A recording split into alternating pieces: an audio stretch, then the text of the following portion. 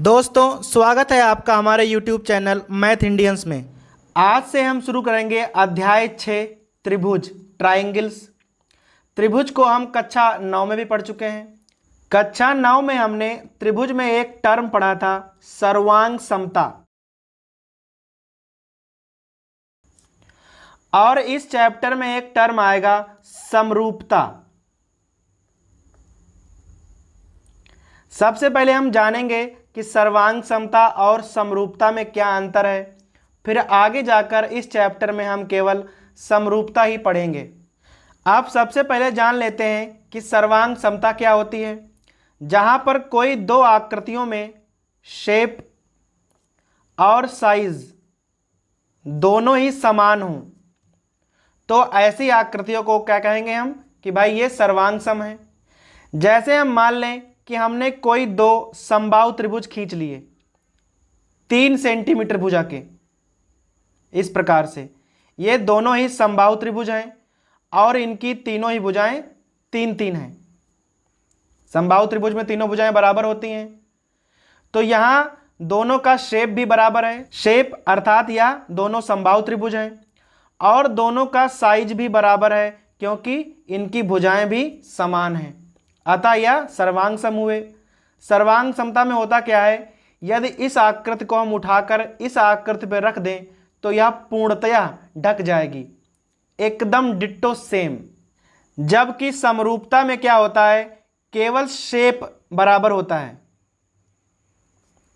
जबकि साइज जो होता है वो अलग अलग होता है। यहां केवल शेप बराबर होगा और साइज अलग अलग होगा, तो ऐसी आकृतियों को हम समरूप कहेंगे।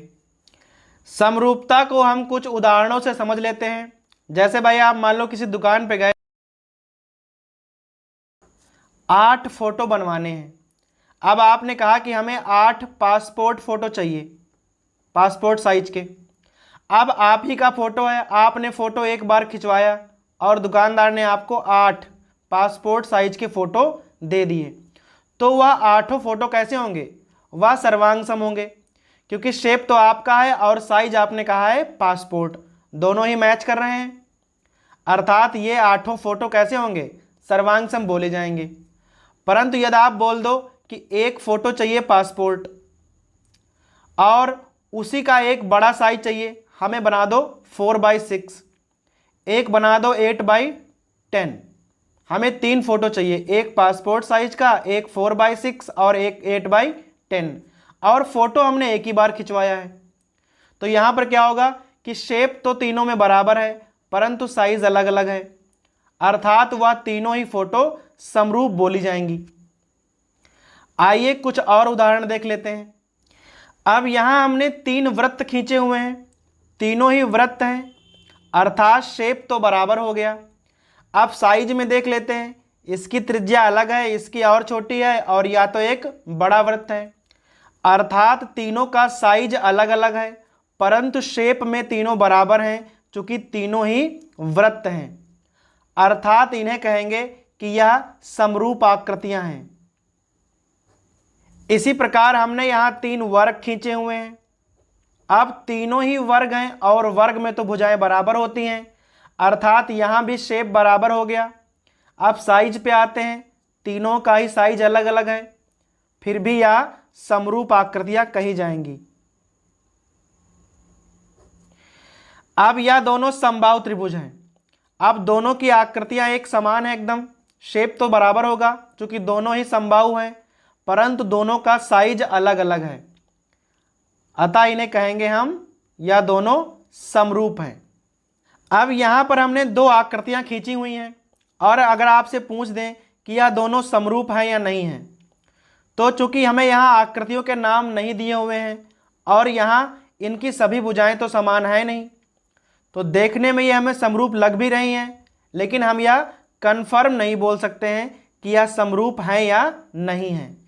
अर्थात हर बार हम केवल देखकर नहीं बता पाएंगे कि आकृतियां समरूप हैं या नहीं हैं, क्योंकि समरूप आकृतियों की कुछ शर्तें होती हैं। आइए देखते हैं। अब हमने यहाँ पर 2 त्रिभुज बनाए हुए हैं, एक है त्रिभुज ABC और एक है त्रिभुज PQR।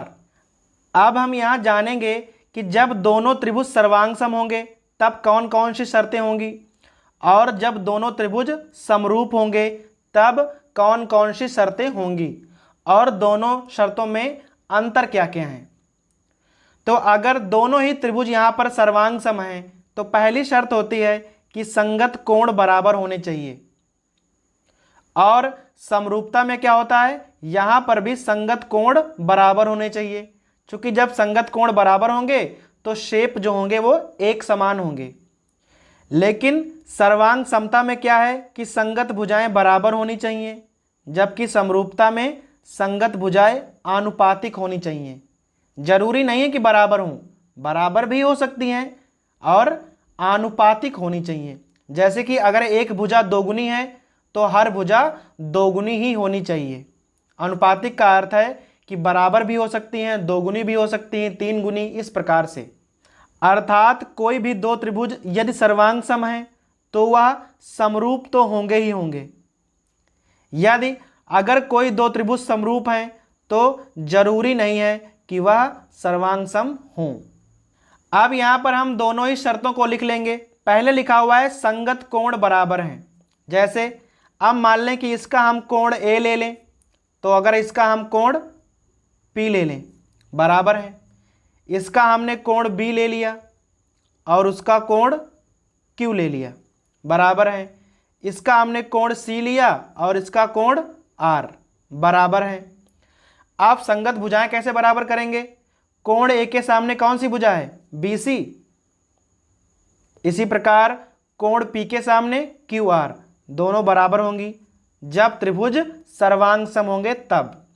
इसी प्रकार बी के सामने कौन सी भुजा है, ए सी, और यहाँ क्यू के सामने, चूंकि बी और क्यू बराबर हैं, पी आर, और इसी प्रकार सी के सामने ए बी और आर के सामने पी क्यू, यह भी बराबर होंगी।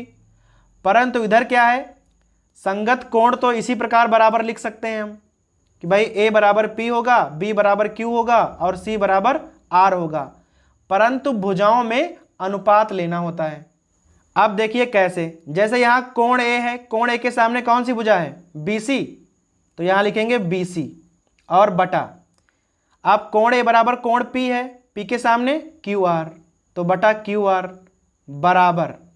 अब कोण बी के सामने कौन सी है, ए सी, सो ए सी अपॉन, अब कोण क्यू के सामने कौन सी है, पी आर। इसी प्रकार यहां कोण सी के सामने भुजा कौन सी है, ए बी, और यहां कौन सी बची, पी क्यू।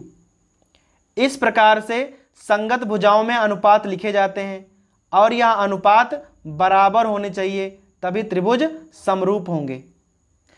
चूंकि आगे इस चैप्टर में हम केवल समरूपता ही पढ़ने वाले हैं, अतः हमें यह भुजाओं में अनुपात लेना एकदम सही से सीखना पड़ेगा। अब आते हैं पाठ की पहली प्रश्नावली पर 6.1। अब चूंकि यहाँ हमें रिक्त स्थान भरने हैं अतः इसे हम बुक पर ही सॉल्व कर सकते हैं। कह रहा है सभी वृत्त, अब यहाँ लिखा है सर्वांग सम होते हैं, समरूप होते हैं। अब चूंकि सभी वृत्त हैं, वृत्त तो हमेशा एक जैसे होते हैं, परंतु जरूरी नहीं है यहाँ पर कि त्रिज्याएं भी समान हों। अगर सभी वृत्त त्रिज्याएं समान हो तो वह सर्वांग सम होगा, क्योंकि यहाँ त्रिज्याएं तो कहा नहीं है, अतः सभी वृत्त समरूप होंगे। इसी प्रकार यहाँ कह रहा है कि सभी वर्ग, कह रहा है समरूप होंगे या सर्वांग सम होंगे। अगर हम भाई कोई दो वर्ग बना दें और जिनकी भुजाएं हम बराबर ले लें तो वह सर्वांग सम हो जाएंगे, परंतु अगर हम कई सारे वर्ग बनाएं और उनकी भुजाएं अलग अलग लें तो वह समरूप होंगे, क्योंकि शेप तो वर्ग का ही होगा, बस खाली साइज अलग अलग होगा, तो वह समरूप कहे जाएंगे। अब तीसरा है सभी, फिर कह रहा है त्रिभुज समरूप होते हैं। अब भाई किस प्रकार के त्रिभुज समरूप होंगे, तो यहाँ पर समबाहु त्रिभुज, क्योंकि यहाँ तीनों ही भुजाएं बराबर होती हैं। अगर हमें केवल देखकर ज्ञात करना हो कि फला आकृत समरूप है या नहीं है, तो वहाँ पर जो आकृति है उसकी भुजाएं समान होनी चाहिए। जैसे कि समबाहु में वर्ग में हो गया, वृत्त में हो गया, अतः यहाँ पर लिखा जाएगा सभी समबाहु त्रिभुज समरूप होते हैं। फिर अगला है भुजाओं की समान संख्या वाले दो बहुभुज समरूप होते हैं।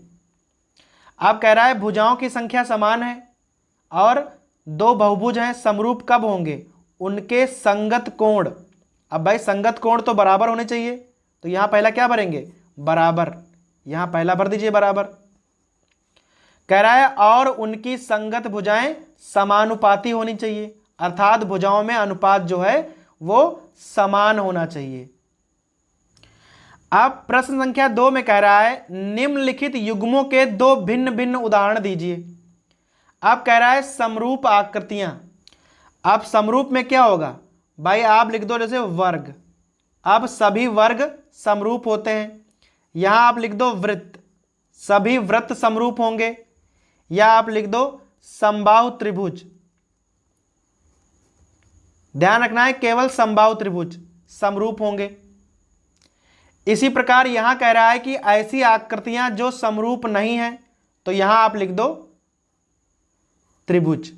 अब त्रिभुज से कहा गया है तो जरूरी नहीं वह समरूप हो, अगर वह समबाहु है तो होगा। जैसे यहां हमने कहा था वर्ग, तो आप यहां लिख दो चतुर्भुज। तो जरूरी नहीं है कि चतुर्भुज समरूप हो, जब वह वर्ग होगा तो वह समरूप होगा, उसके अलावा भाई कोई गारंटी नहीं है कि समरूप होगा या नहीं होगा। अब प्रश्न संख्या 3 में है, कह रहा है कि बताइए कि चतुर्भुज समरूप है या नहीं है।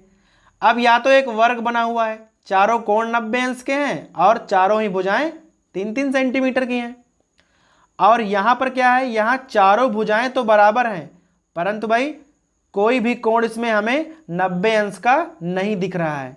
जबकि पहली कंडीशन क्या थी कि संगत कोण बराबर होने चाहिए, भुजाएं तो हम बाद में देखते हैं। यहां तो कोण ही बराबर नहीं है, अर्थात यह आकृतियां समरूप नहीं होंगी।